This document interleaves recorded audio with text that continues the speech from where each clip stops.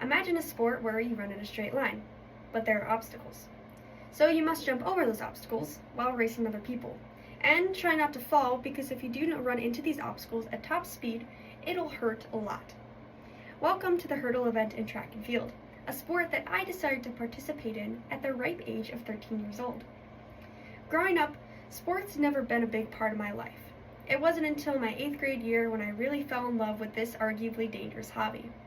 Now that I am older, I can look back on what sports have taught me.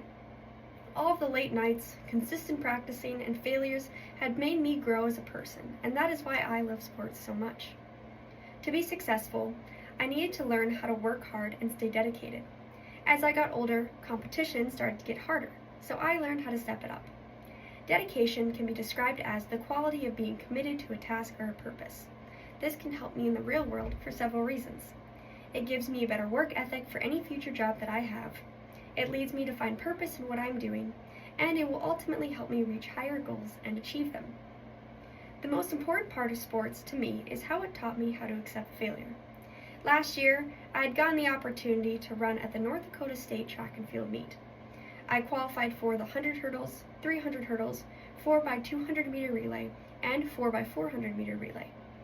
The day I had to compete in the 100 hurdles, I ended up falling in the prelims, spraining my shoulder, and getting a concussion.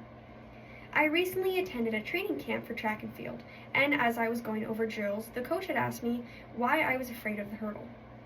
I told her that I fell and got hurt at a very important race that previous year. She looked at me with a very stern face and told me, "All of the greatest athletes have fallen. All of the greatest athletes have lost world titles, but they get up, dust themselves off, and are back at practice the next day." It may sound harsh, but it helped me more than I could ever imagine. To be great, you need to learn how to shake it off, and as a person who is known to overthink, it was very helpful to realize that sometimes you just have to get back up and try again. I'm excited for my upcoming year in track, and I cannot wait to reach the goals I've set for myself and continue to grow.